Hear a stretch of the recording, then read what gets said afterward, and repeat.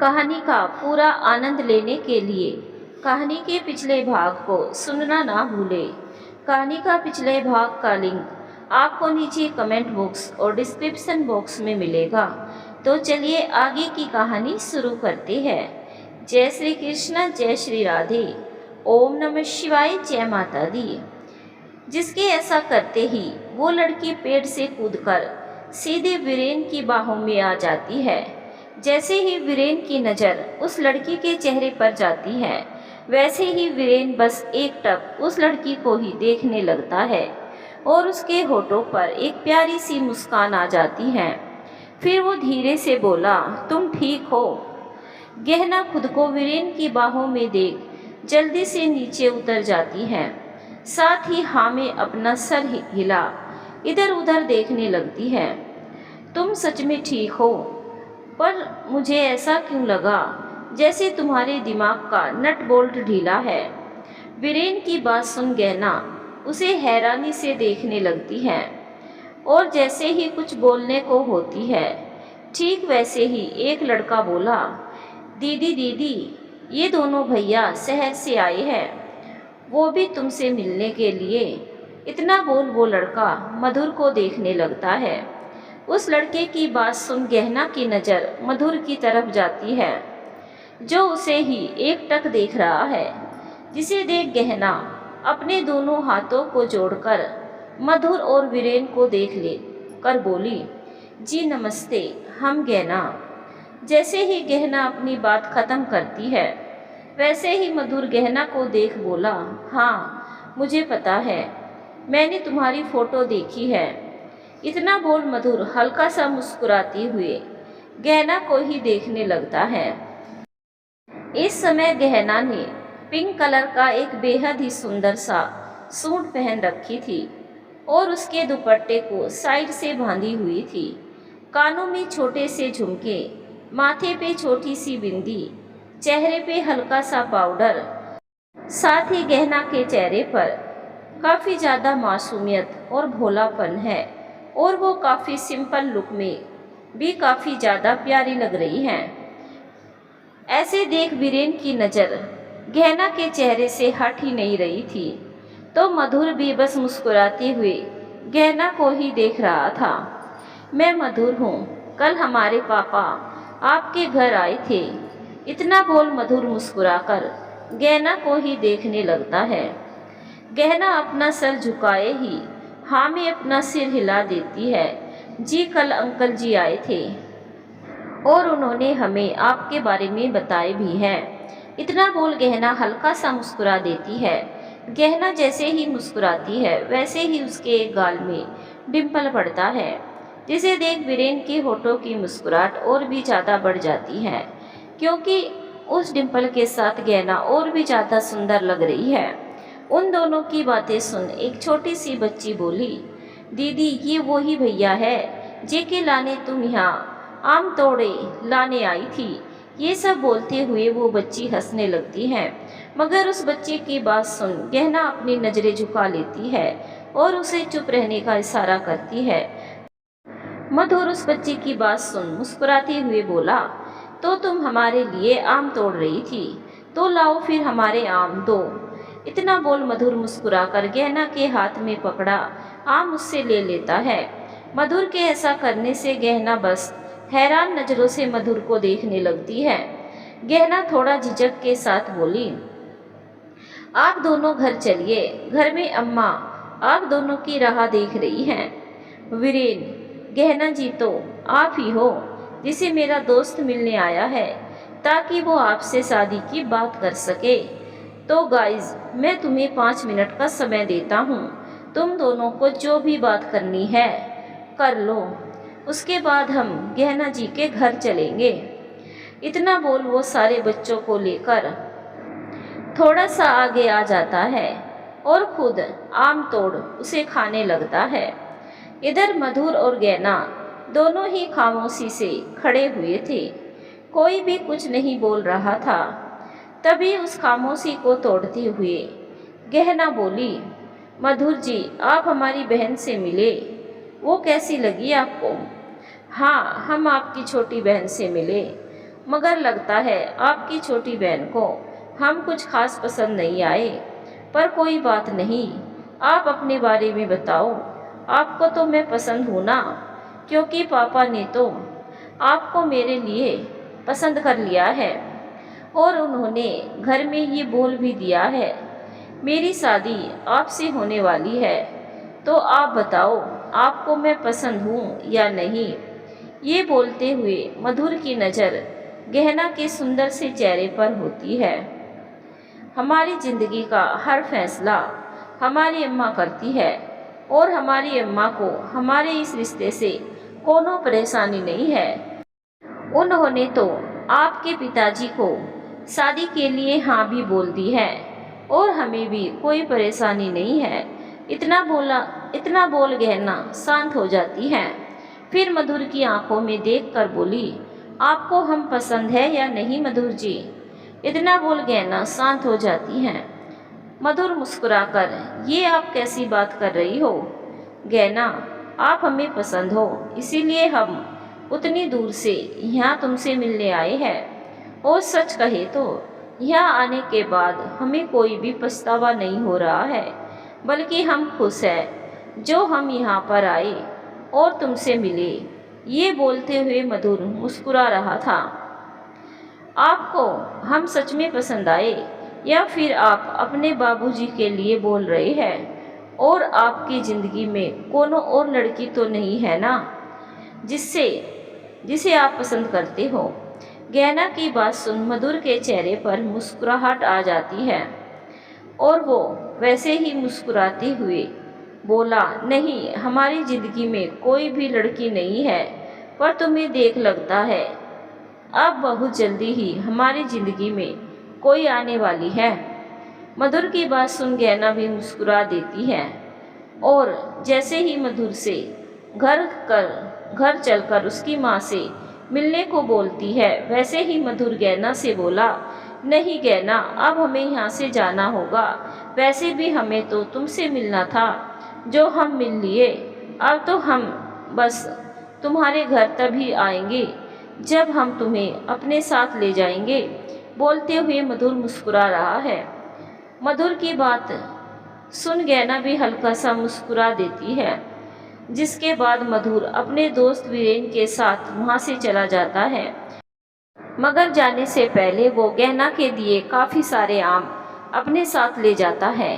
Singhania house, रात का समय, सभी लोग डाइनिंग चेयर पर बैठे डिनर कर रहे हैं। तभी मधुर सभी को देख बोला, पापा, मम्मी, हमें गहना पसंद है और हम गहना से शादी करने के लिए तैयार हैं। जैसे ही मधुर इस बात को बोलता है, वैसे ही सभी के हाथ अपनी जगह पर ही रुक जाते हैं और सारे के सारे मधुर को ही देखने लगते हैं। नीरज जी, मुझे खुशी हुई बेटा, जो तुमने मेरी पसंद का मान रखा और शादी के लिए तैयार हो गए।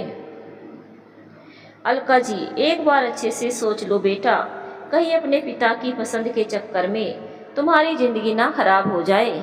नहीं मम्मी, आप बिल्कुल भी फिक्र मत करो, हमने सोच लिया है, हम गहना से शादी करेंगे। इतना बोल वो शांत हो जाता है। मधुर की भाभी अपना मुंह बनाकर बोली, पर देवर जी, मैंने तो सोची थी मेरी देवरानी मेरी ही तरह कोई हाई स्टैंडर्ड होगी। अरे हाई स्टैंडर्ड का छोड़ो, कम से कम वो मेरी तरह मॉडर्न भी तो होनी चाहिए। मगर ये क्या, आप तो किसी गांव की लड़की से शादी करने के लिए तैयार हो। अब मैं अपने सभी फ्रेंड से क्या बोलूँगी। मेरी देवरानी एक गांव से आई गंवार लड़की है, क्या इज्जत रह जाएगी सबके सामने मेरी। इतना बोलते हुए मधुर की भाभी थोड़ी सी नाराज होती है। नीरज जी, ये तुम कैसी बात कर रही हो प्रिया बहू, किसी को भी ऐसे ही गंवार नहीं बोलना चाहिए, और तुम्हें इतनी ही परेशानी होगी तो तुम उसे अपनी तरह बना लेना। मगर मेरी एक बात याद रखना, इंसान कपड़ों से मॉडर्न हो सकता है, मगर उसका दिल अपनी मिट्टी से जुड़ा हुआ होना चाहिए, समझी तुम। जी पापा, मुझे समझ आ गया, प्रिया अपना मुंह बनाते हुए बोली। गांव में गहना बिटिया, मधुर बाबू ने तो तुम्हें पसंद कर लिया है, अब बस जल्दी से तुम्हारा ब्याह हो जाए। बिटिया, हमें बहुत ही खुशी हो जाएगी। ये बोलते हुए ही गैना की माँ काफ़ी खुश है। अब तुम परेशान होना छोड़ दो राम दुलारी बहन, अब तो तुम्हारी बिटिया एक बड़के घर में जाए वाली है, तो फिर तुम्हें काहे की चिंता। अब तो तुम बस ब्याह की तैयारी करो। और हाँ, तुम ये बिंदिया को भी बुला ही लो। पता नहीं ये लड़की शहर में रहकर क्या कर रही है। पढ़ाई तो हो गई है उसकी, और उसके साथ ही गई सारी लड़कियां तो गांव लौट आई हैं। बस इस बिंदिया को ही छोड़कर गैना की पड़ोस वाली काकी राम दुलारी से बोली, गैना काकी वो का है ना, बिंदिया को अको बड़की वाली नौकरी लगी है शहर माँ, तो ये लानी ही वो यहाँ आ नहीं सके हैं। पर आप बिल्कुल भी चिंता मत करो, हमार ब्याह से पहले ही वो यहाँ आ जाएगी। गहना मुस्कुराते हुए बोली, हाँ बहन, बस ये लड़की एक बार यहाँ आ जाए, उसके बाद हम उसकी भी शादी किसी अच्छे से लड़के को देख करवा देंगे। वैसे भी इस लड़की का कुछ पता नहीं कब क्या कर बैठे। राम दुलारी थोड़ी परेशान सी होते हुए बोली, बात तो त्योहार एकदम सही है राम दुलारी बहन, पता ना ही है त्योहार दोनों बेटी में इतना फर्क आए है। एक तो दिन रात मेहनत खेत में फसल जुगाती है और तुम्हारा ध्यान भी रखती है, ऊपर से अपनी छुटकी बहन का सारा खर्चा भी उठाती है और गांव में सभी की इतनी मदद भी करती है। मगर एक वो बिंदिया, उसे देखकर ऐसा लगता ही नहीं है जैसे वो त्योहार बिटिया होएगी। वो तो एकदम मतलबी किस्म की है। गहना, ऐसी बात नहीं है काकी, वो बस का है ना, बिंदिया शुरू से ही पढ़ाई के लिए बाहर रही है, इसीलिए उसे ये घर और गांव दोनों को देख अच्छा नहीं लगता, क्योंकि उसकी आदत तो शहर में रहने की हो गई है। पर हमारी बहन काफ़ी अच्छी है और वो हमसे और अम्मा हम दोनों से काफ़ी ज़्यादा प्यार करती है। विक्की का घर, बिंदिया अपने कुछ दोस्तों के साथ मिलकर घर में पार्टी कर रही है और इस समय सभी लोग तेज म्यूजिक के साथ डांस कर रही हैं। साथ ही सभी शराब के नशे में भी हैं। एक लड़की बिंदिया से बोली, वाह यार बिंदिया, तेरे बॉयफ्रेंड का घर तो काफ़ी अच्छा है, ऊपर से वो काफ़ी अमीर भी है, तो तू उससे शादी क्यों नहीं कर लेती। बिंदिया डांस करते हुए, हाँ हमें पता है विक्की काफ़ी अमीर है, इसीलिए तो हम विक्की के साथ है और इतने सालों से उसके साथ रह रहे हैं। मगर वो क्या है ना, हम अभी विक्की से शादी कर फंसना नहीं चाहते हैं। क्या पता बाद में हमें कोई दूसरा विक्की से भी अमीर इंसान मिल जाए। एक लड़का बिंदिया की बात सुनकर बोला, तुझे बस हमेशा पैसा ही दिखता है, पैसे के बाहर भी दुनिया है, लोग है, कभी तो उसके बारे में सोच लिया कर। पैसा ही सब नहीं होता है, दुनिया में रिश्ते नाते भी कुछ होते हैं। बिंदिया हंसते हुए, हमारे लिए पैसे ही हमारे रिश्ते और नाते दोनों हैं, पैसे के अलावा हम किसी और से प्यार नहीं करते हैं। हमारी ज़िंदगी में बस पैसा ही मायने रखता है, उसके अलावा कोई और नहीं। और पैसा है तो दुनिया है, वैसे पैसा नहीं तो दुनिया नहीं। शायद इसीलिए किसी ने बिल्कुल सच ही कहा है, बाप बड़ा ना भैया, सबसे बड़ा रुपया। इतना बोल बिंदिया जोर से हंसने लगती है। तेरा कभी कुछ नहीं हो सकता है बिंदिया, एक दिन तेरा ये लालच कहीं तुझे ना ले डूबे। बोलते ही बिंदिया की दोस्त अपना पर्स उठा कर वहाँ से चली जाती है और उसी के साथ उसके बाकी के सारे दोस्त भी वहाँ से चले जाते हैं। जिनके जाने के बाद बिंदिया खुद ही अकेली डांस करने लगती है।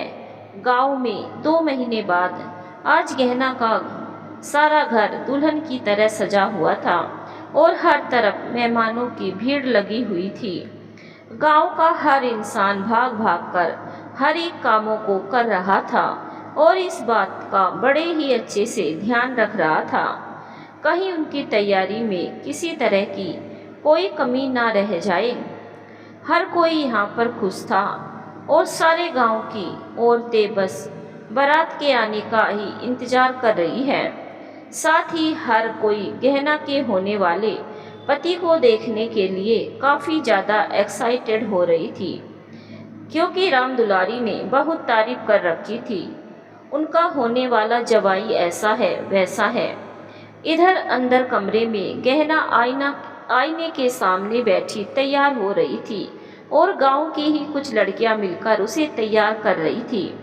मगर इस समय गहना के चेहरे पर जो खुशी होनी चाहिए थी वो खुशी उसके चेहरे पर नहीं थी, बल्कि उस खुशी की जगह एक मायूसी उसके चेहरे पर साफ दिखाई दे रही थी। राम दुलारी अपनी बेटी को ऐसे उदास देखती है तो उन्हें बिल्कुल भी अच्छा नहीं लगता है और वो अपनी बेटी को देखकर बोली, गहना बेटी, तू काहे इतना उदास हो रही है? आज के दिन तो तुझे खुश होना चाहिए क्योंकि आज तेरी शादी हो रही है, मगर आज के दिन तू इतना उदास है। अगर तू ऐसे ही उदास रही तो फिर तो बिल्कुल भी अच्छी नहीं लगेगी। ये लाने हम बोल रहे हैं, उस बिंदिया को याद करना छोड़ और खुशी खुशी अपने नए जीवन के बारे में सोच। उस बिंदिया का क्या है, उसे तो तुझसे कोई मतलब ही ना है और एक तू है जो उसके ना आने से ऐसे उदास हो रही है।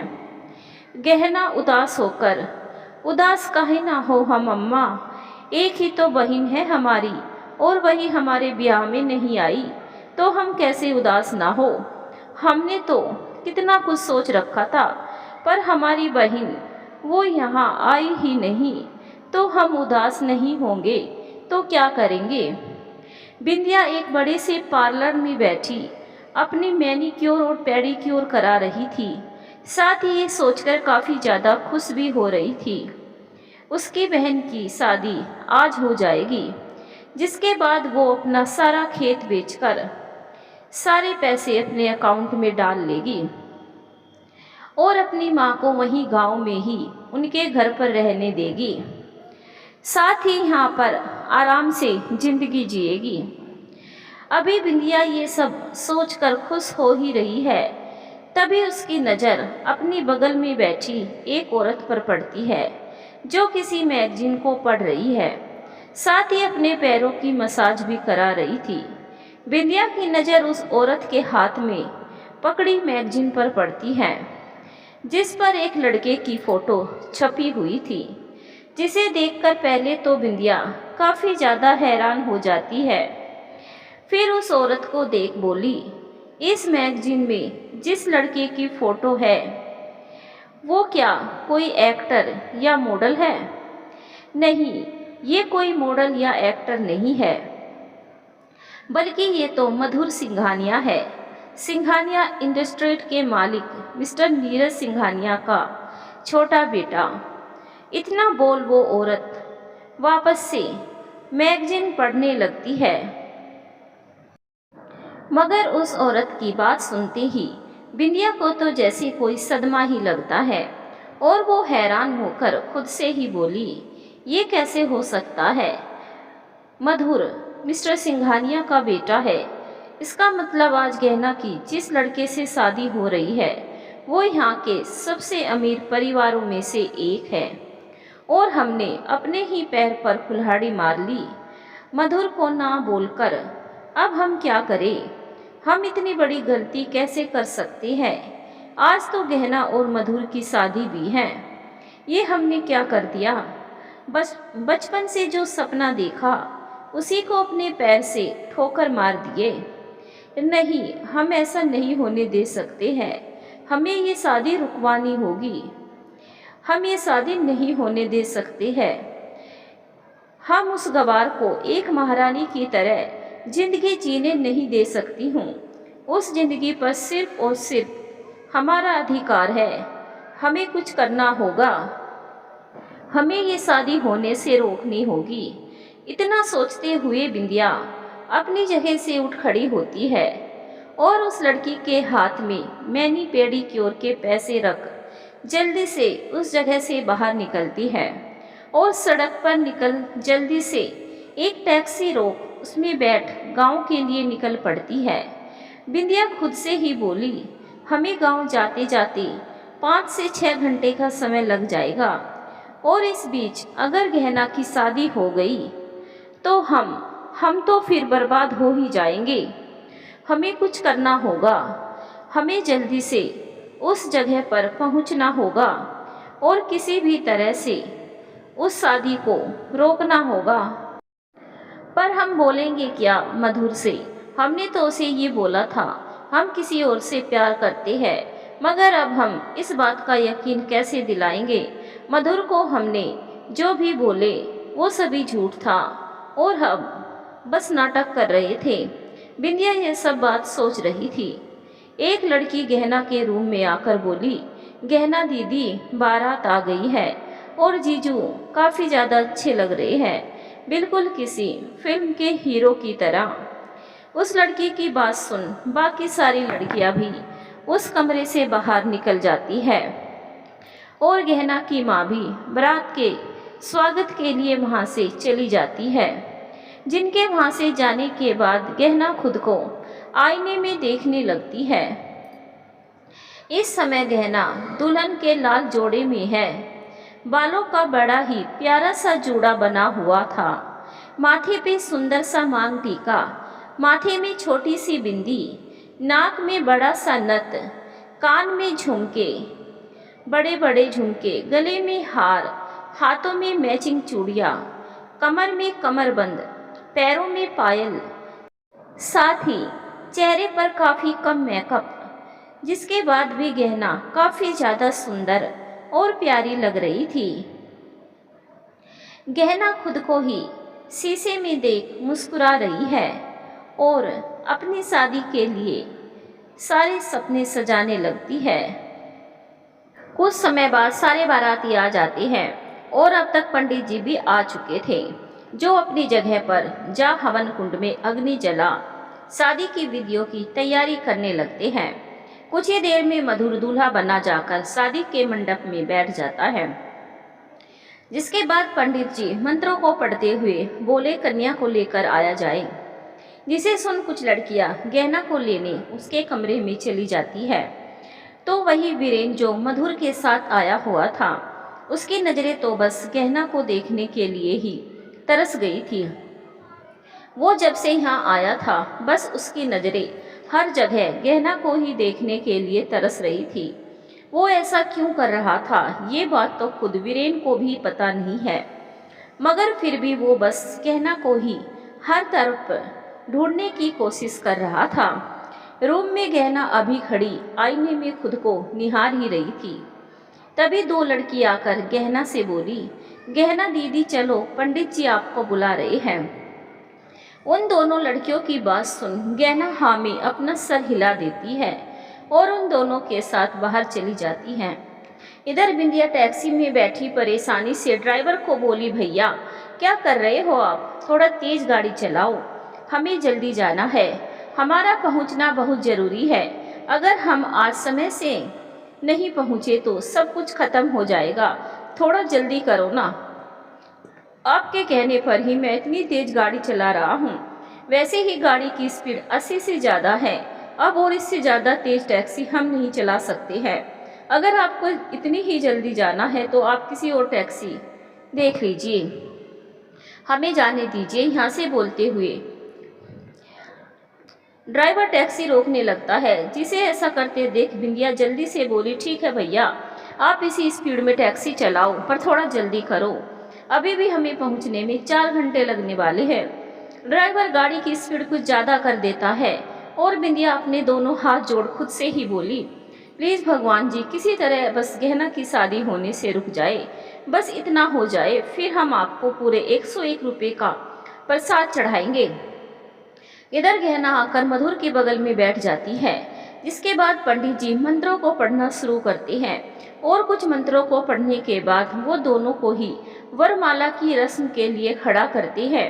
जिसके बाद मधुर और गहना दोनों ही एक दूसरे को वरमाला पहनाती हैं और वापस से अपनी जगह पर बैठ जाती है।